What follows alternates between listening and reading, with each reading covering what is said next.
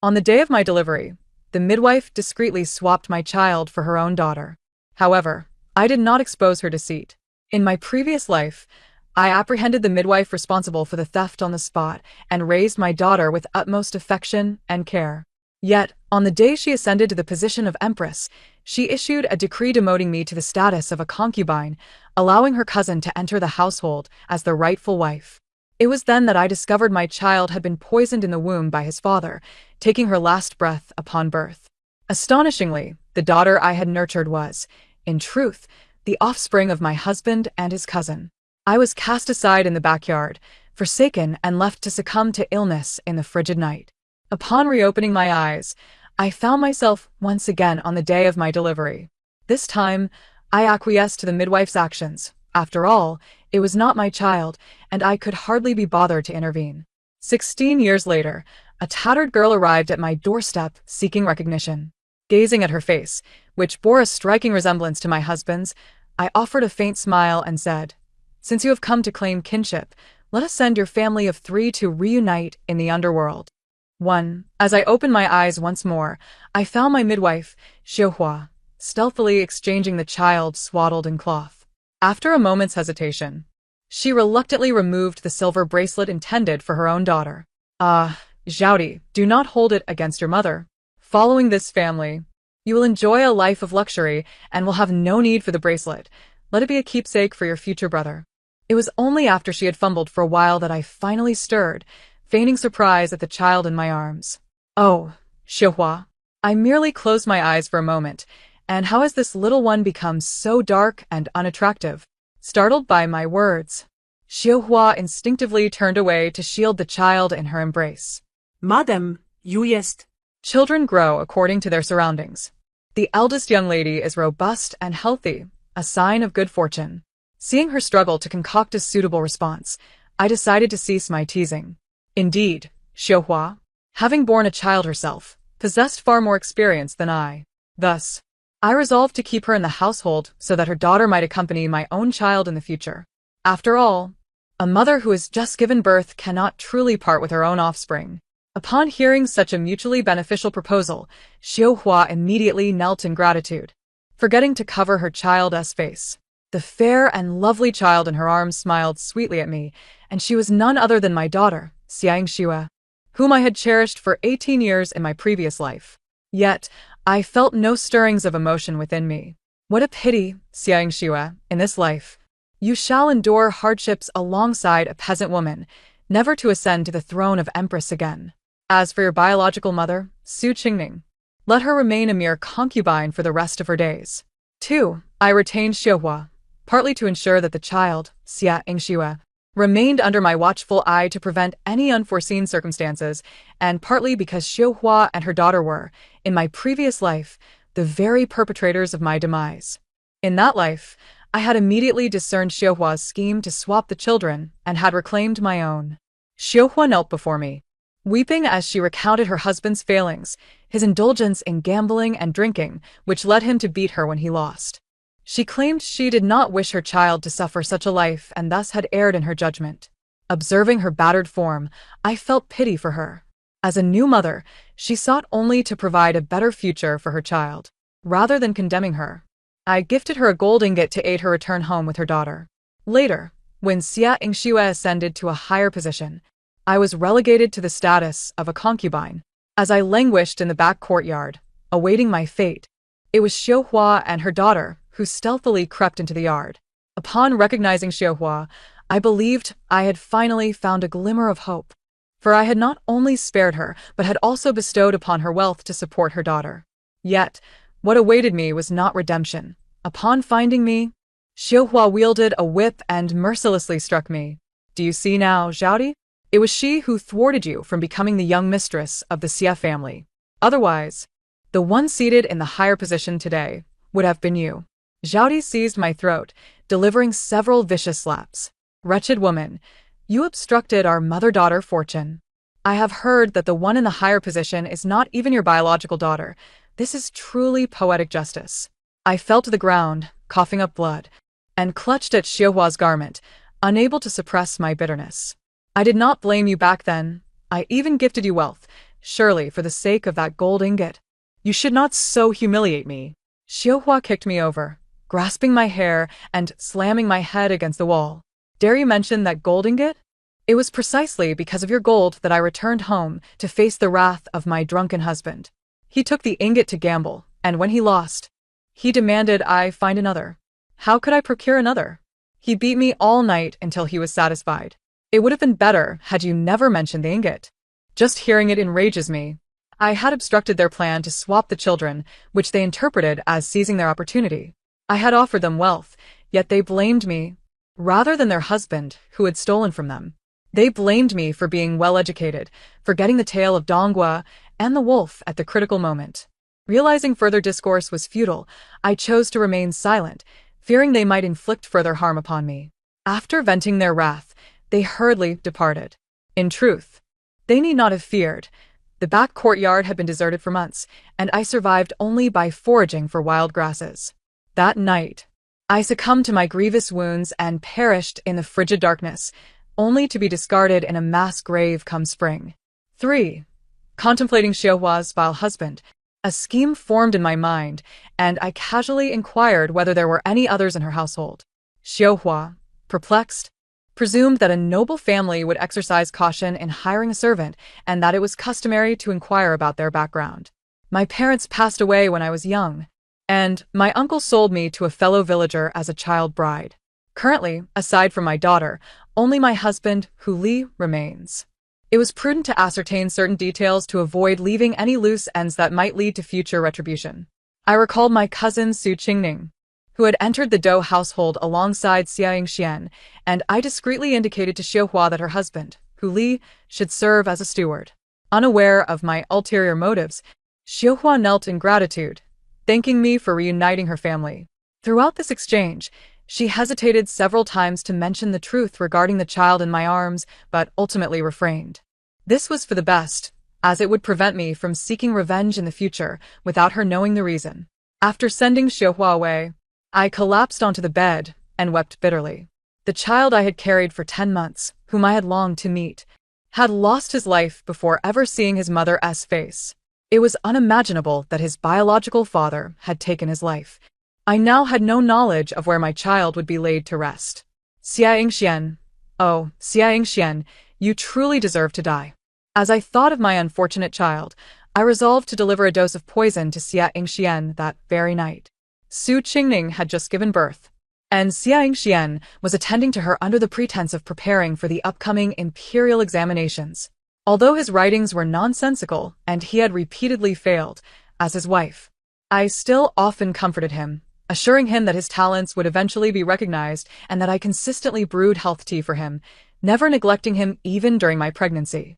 Thus, when he received the bowl of health tea I had prepared, he had no suspicions and drank it without hesitation, unaware it was laced with poison. In my previous life, after giving birth to my daughter, I had taken confinement medicine for years, ultimately finding myself without progeny. At the time, I had attributed my inability to bear children to the complications I endured during childbirth, and Xia Yingxian had reassured me on numerous occasions, allowing me to finally release my burdens. Yet, when Xia Yingxian ascended to a higher status and Su Qingning was elevated to the position of primary wife, it was then that the long unfruitful Xia Yingxian managed to sire a son with Su Qingning. Upon hearing that Xia Yingxian was hosting a banquet for their son's full moon celebration, I could not help but break my own nails in frustration, cursing myself for not having seen the truth about those around me for so many years. It was then that I understood the poison Xia Yingxian had administered to me had not only caused my child's demise but had also harmed my own health, rendering me incapable of bearing children again. The harm he inflicted upon my child had also inflicted suffering upon me. Thus, this poison would serve as interest, and I would collect the remainder from him in due course. After a maid informed me that Xia Yingxian had consumed every drop of the health tea, I instructed someone to dispose of the remaining poison beneath the flowering tree in Su Qingning's courtyard, ensuring that when the truth eventually surfaced, it would lead to their mutual destruction. With that matter settled, I hastily dispatched a letter to the wife of the governor of Qingzhou, accompanied by a precious beryl coral ornament and a sum of 200,000 taels of silver. 4. The wife of the governor of Qingzhou is the half-sister of the noble concubine in the palace, who is, in turn, the esteemed mother of the third prince, favored by many in my previous life. As the noble concubine's birthday approached, the governor's wife found herself unable to procure an appropriate gift to honor her. This was due to the governor's integrity. He could not bear to accept a single coin from the people, which resulted in a harmonious yet impoverished administration. The 200,000 taels of silver and the coral ornament I sent would alleviate the governor's wife's immediate crisis, and in return, I merely sought her to mention my name when she presented her gift to the noble concubine. Currently, the imperial harem is without a master, and since the early demise of the crown prince, it is clear to all that the throne will inevitably fall to either the second prince or the third prince. The second prince, lacking in talent yet ruthless in demeanor, harbored resentment towards the Grand Tutor for criticizing his studies. At such a tender age, he resorted to poisoning the Grand Tutor's steed, leaving the venerable statesman bedridden and ailing. In his previous life, he took advantage of the third prince's absence during a disaster relief mission to bribe a close aide to the emperor, leading to the emperor's demise. He then forged an edict to ascend the throne, coercing the noble consort to commit suicide in a tragic act of loyalty. By the time the third prince returned to the capital, the situation was already set in stone. The once lauded virtuous king was left with no choice but to take poison himself, meeting a gruesome end. I cannot ascertain how much of Xia Yingshuan's influence permeated the second prince's schemes, but I am aware that in 3 months, Xia Yingshuan would present a piece of turquoise coral to curry favor with the second prince's maternal uncle. This very coral piece secured him a modest official position, thereby establishing him as a crucial ally to the second prince. The path to seizing power is fraught with peril, and at that time, I did not endorse Xia Yingshuan's involvement in such matters. Yet, he cleverly utilized this precious coral to secure his future, silencing my objections. Considering my Dou family is among the wealthiest in Qingzhou, a mere trinket holds no significance for me. To maintain marital harmony, I reluctantly chose to refrain from mentioning it. Presently, the second prince is merely 7 years old, while the third prince has just celebrated his 6th birthday. If one were to place a bet, it is prudent to act swiftly.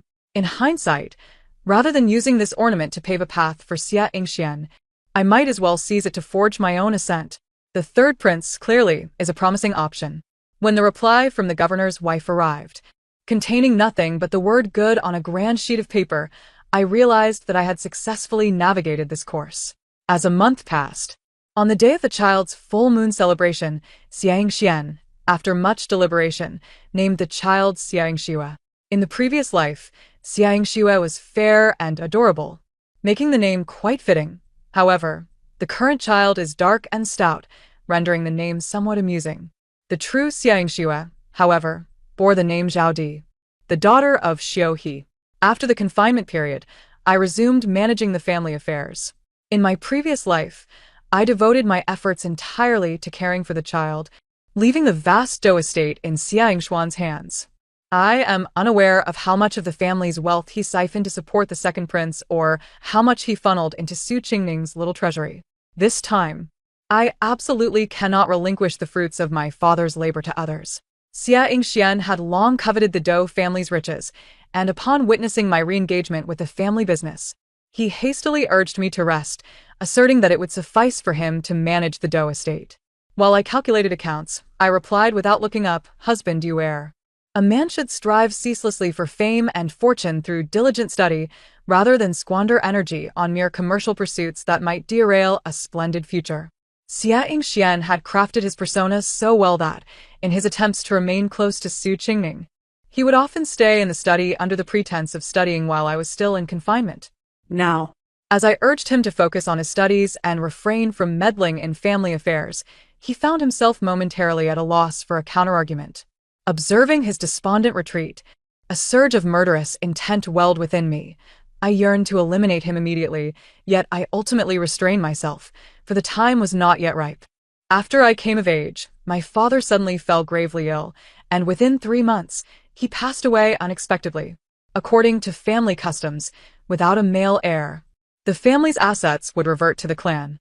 The Dou family's wealth was the fruit of my father's lifelong toil. How could I allow it to be handed over to others? Regrettably, this was a clan rule, beyond the scrutiny of even the authorities.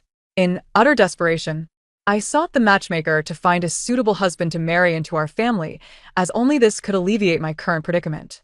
However, ambitious young men with aspirations seldom wish to become a son-in-law.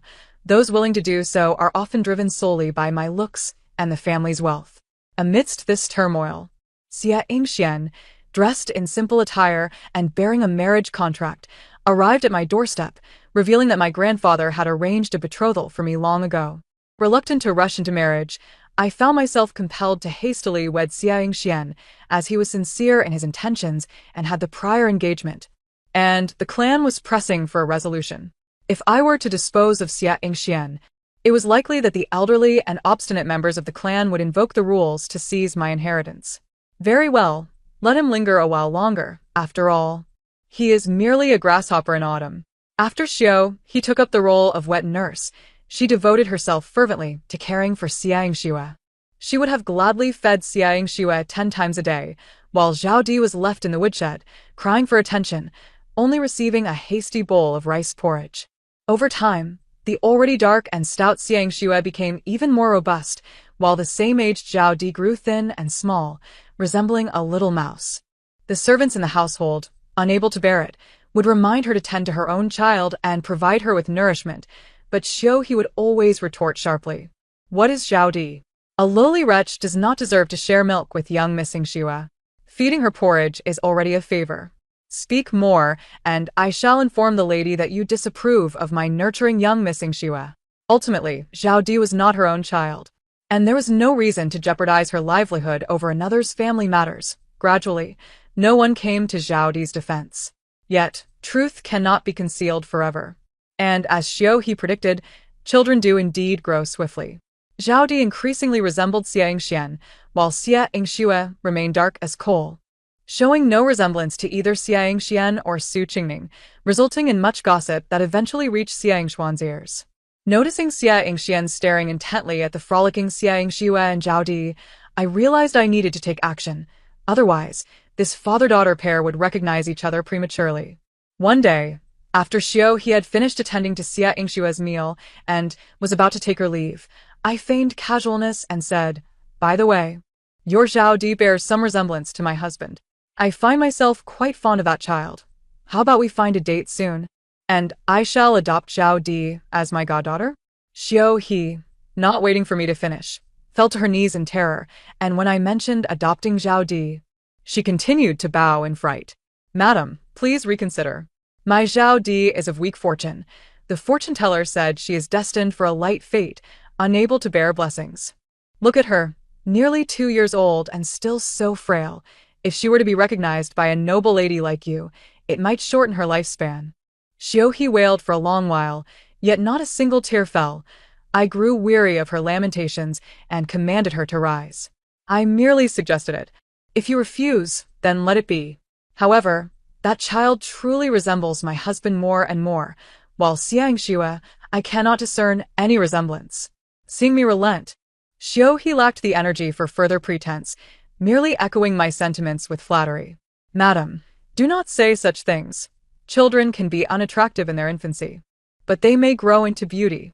Who knows what Zhao Di will look like when she grows up?" I could not be bothered to engage her further, instructing her to return to her duties, but silently reflecting on how Zhao Di indeed bore some resemblance to Xia Yingxian. Observing Xiao he's somewhat hesitant gait, I understood she had absorbed my words. Indeed, that very evening, I heard a mournful wail from the back courtyard. The following day, I saw Zhao Di's face wrapped in bandages, learning that Xiao he had inadvertently burned her face with a hot iron the night before. I felt a pang of sympathy, yet marveled at Xiao he's ruthlessness. After caring for Zhao Di for so long, one would expect some affection, yet she was truly capable of such cruelty. Following that incident, Xiao he discreetly mixed some harmful substances into Zhao Di's meals, and half a month later, Zhao Di's face was permanently scarred, losing her former delicate beauty. Since I resumed control of the Dou family's affairs, Xia Yingxian no longer had the same ease in acquiring money or gifts. In my previous life, at this juncture, He would have ingratiated himself with the second prince's maternal uncle using that piece of coral, securing an official position and diligently navigating the political landscape. In this life, he indeed sought to curry favor with the second prince's uncle, but regrettably, the quality of his gifts was lacking, resulting in no more than a nominal position. And he did not even get to meet the second prince. In this world, without money, one cannot advance an inch. Deprived of wealth, even Su Qingning, residing in the outer courtyard, could not reap any benefits. Finally, after the second prince delegated yet another significant task to someone else, Xia Yingxian began to contemplate how to seize the stewardship of the Dou family from my grasp.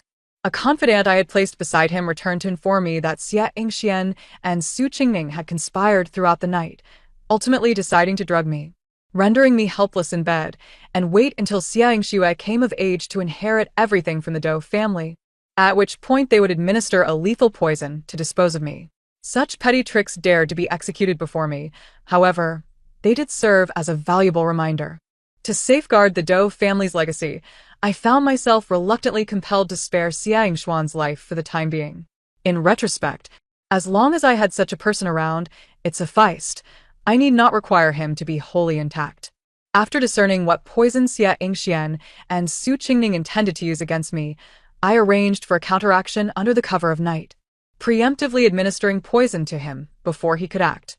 Within 3 days, Xia Yingxian lay in bed, his mouth askew and his face distorted, resembling a stroke victim, and even several physicians who visited could not discern the nature of his ailment.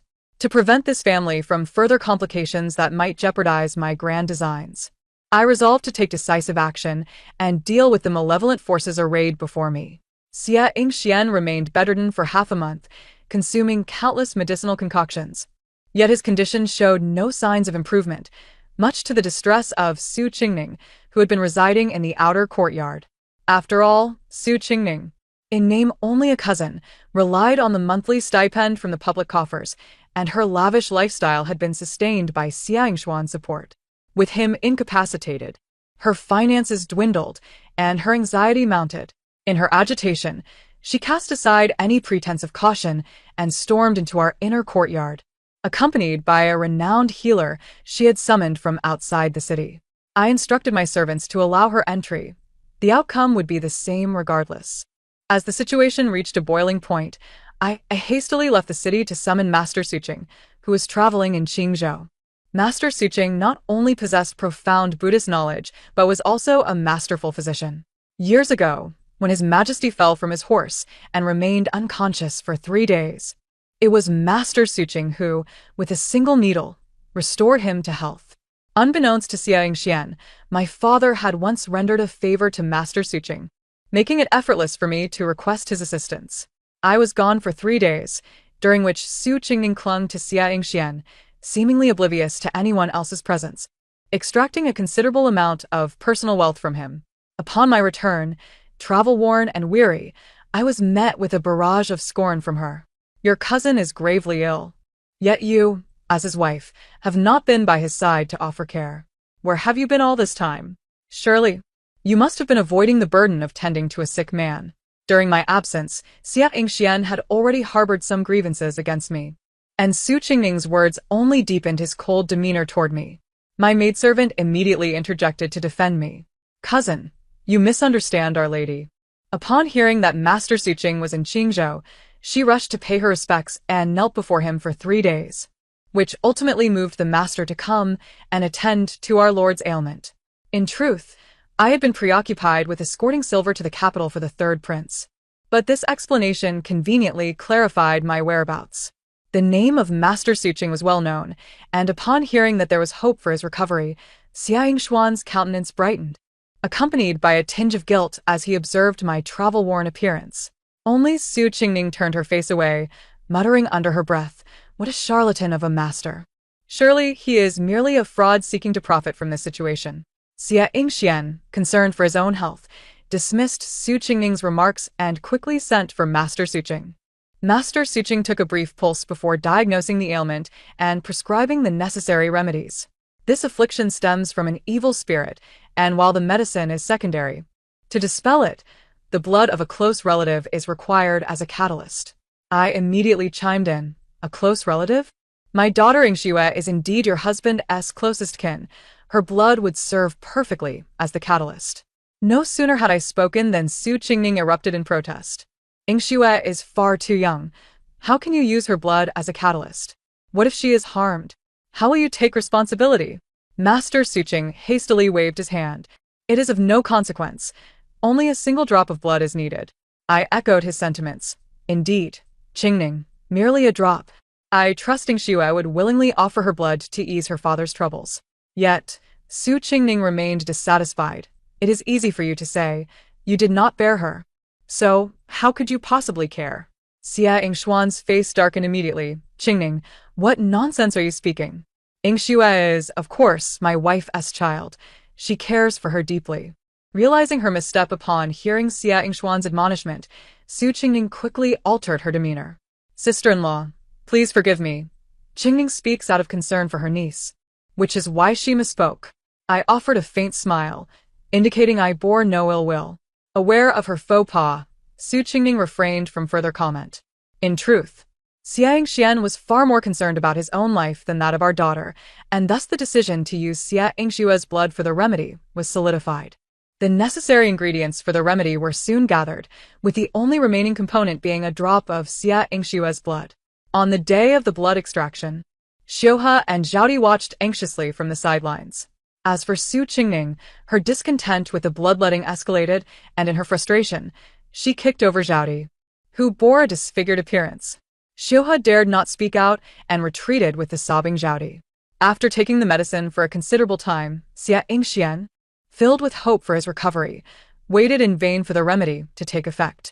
The light in his eyes gradually dimmed, and resentment began to creep into his gaze directed at me. With the remedy failing to yield results, Su Qingning was relentless. You, Do Qinghe, I have long perceived that your intentions toward my cousin were insincere. You married him merely to vie for the family fortune.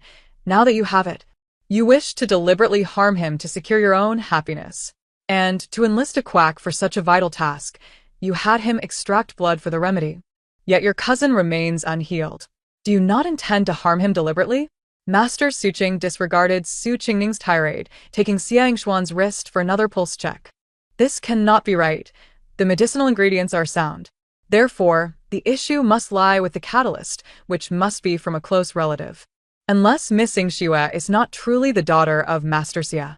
Hearing Master Suqing's words, Xiuhe broke into a cold sweat, while Su Qingning's fury reached its peak.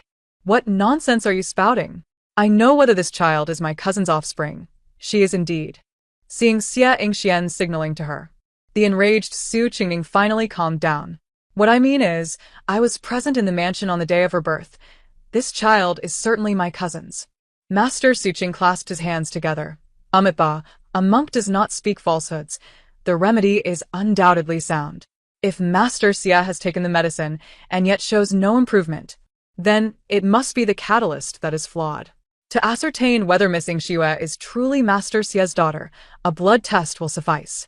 As Ingxue grows, her features increasingly diverge from Xia Yingxuan's, and she bears no resemblance to Su Qingning whatsoever, which has long raised Xia Yingxuan's suspicions.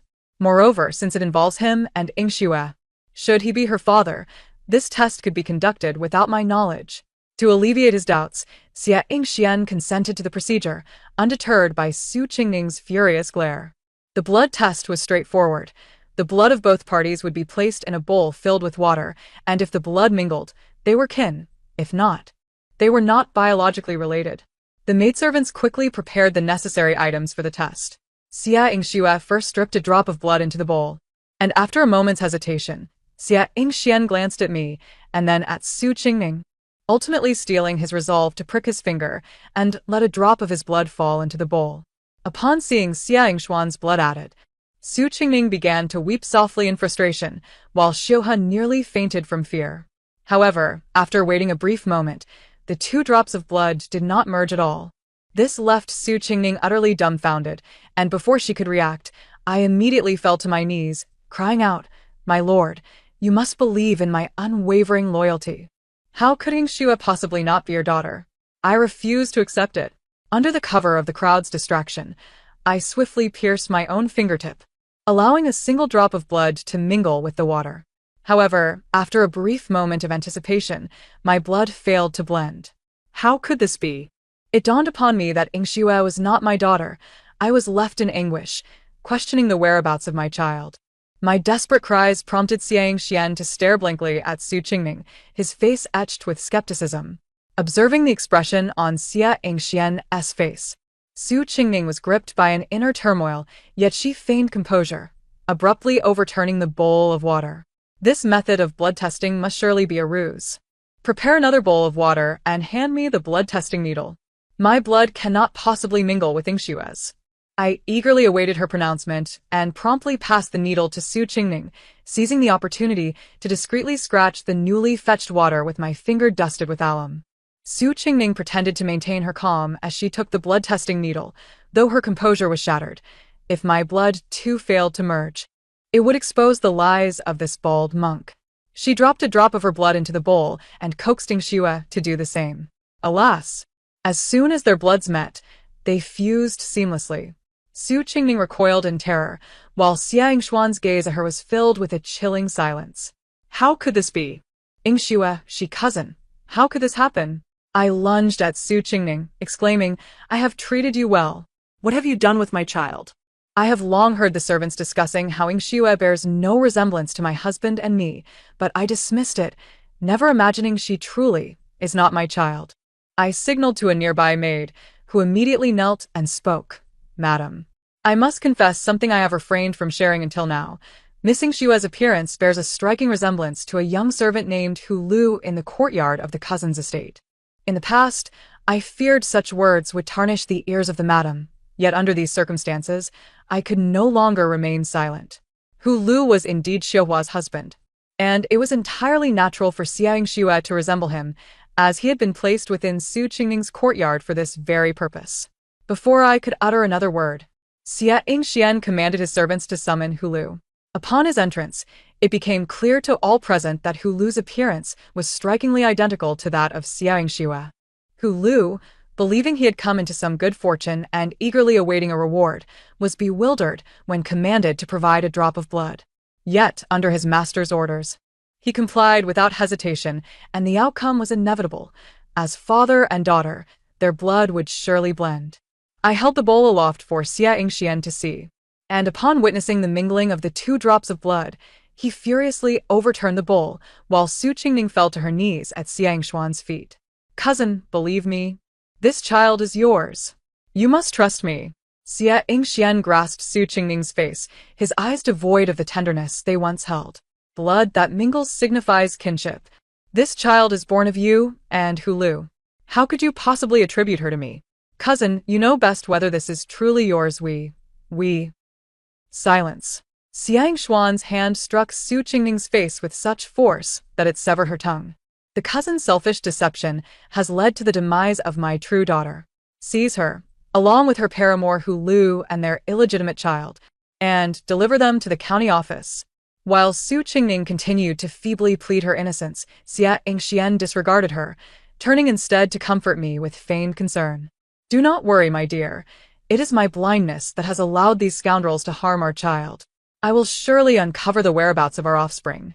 After a prolonged silence, Su Qingming finally spoke. Forgive my bluntness, but during the pulse diagnosis, I discovered that Master Xia has been afflicted with a poison for many years. This poison, while not harmful to the body, renders a man incapable of siring children. Xia Yingxian turned pale, collapsing onto the bed. Just as the servants returned from searching Su Qingning's quarters, bringing back remnants of the poison I had concealed there long ago. Upon inspection by Su Qingming, it was confirmed that this poison had rendered Xia Yingxian childless.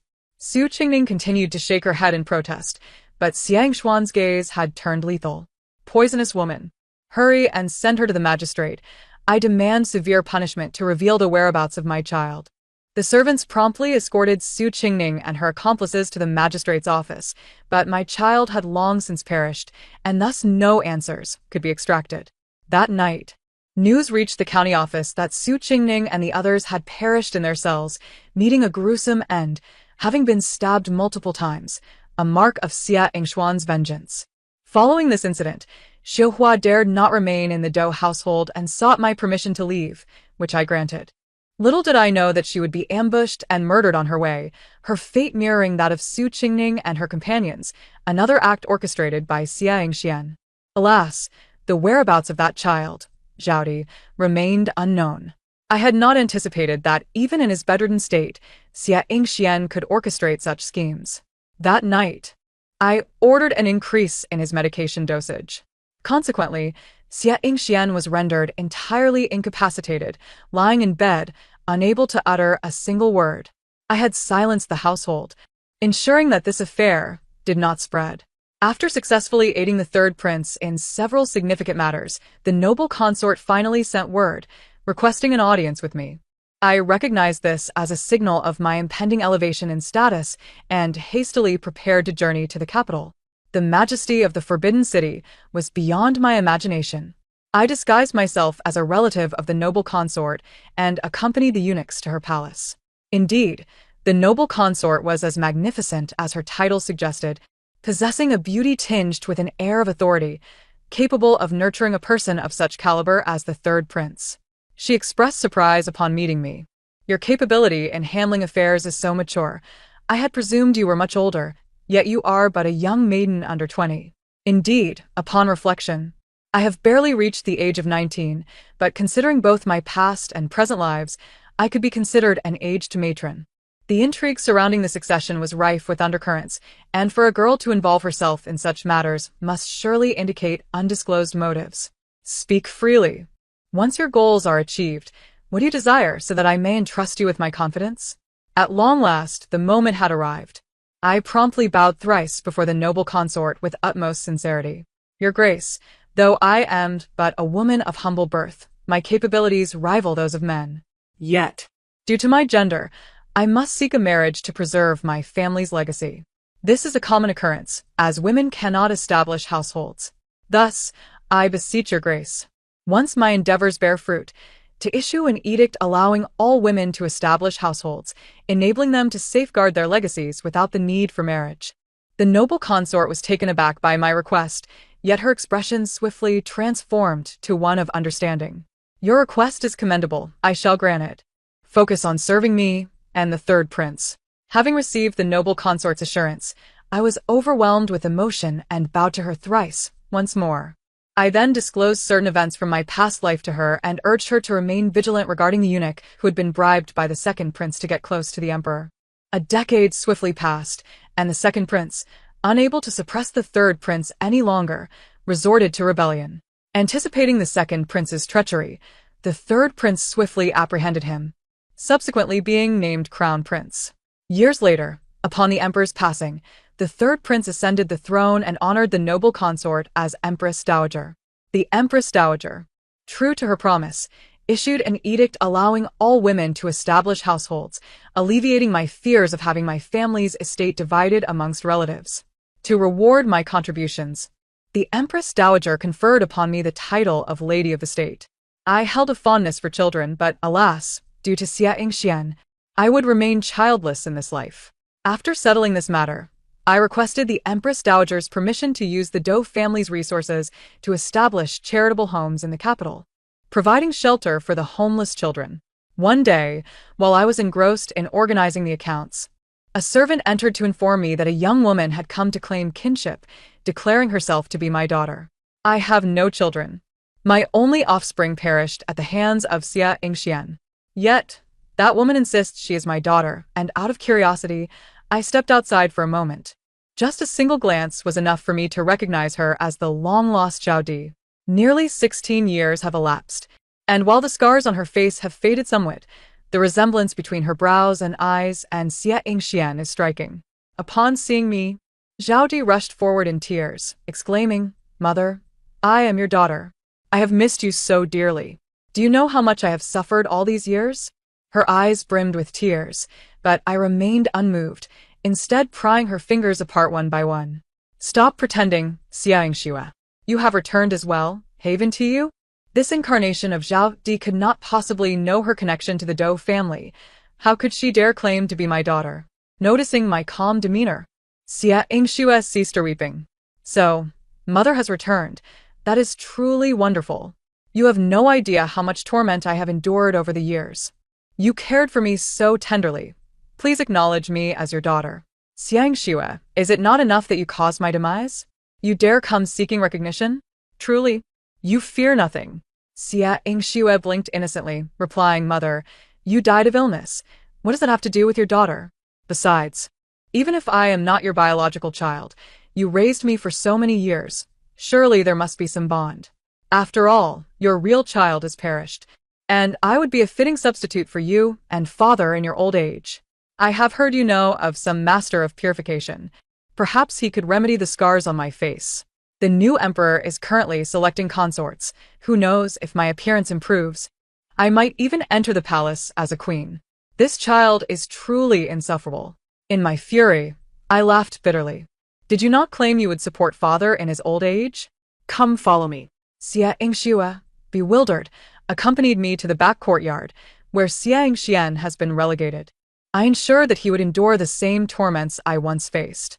Several times, when he could bear it no longer, I had my servants administer him medicine to prolong his suffering. He must truly taste the bitterness of this world. Upon seeing that wretched creature huddled in the corner, Xiang Xue was so frightened that she instinctively recoiled, but I gripped her hand tightly and flung her inside. You wish to honor your father. Well, there he is. Go. Fulfill your filial duty. Xiang Xue frantically waved her hands and attempted to retreat, but I blocked her path. Not so fast. You still wish to enter the palace. Yet in your previous life, you were with the second prince. He conspired against the throne, and the new emperor, merciful yet unwilling to execute his brother, imprisoned him in a desolate fortress. You, a wife once, might as well accompany him. Do not forget to bring your father along, for you must care for him as well. Xiang Xue knelt in tears, pleading, I was wrong, mother. If I go to that bitter place, I will surely have no chance of survival. Her cries did not sway me in the slightest. I gestured for my servants to escort Xiang Xue and Xiang Xian to the border, never looking back. I have many matters to attend to. These unworthy individuals and trivial affairs do not merit my gaze. The end of the tale. Thank you for listening. Until we meet again in the next story.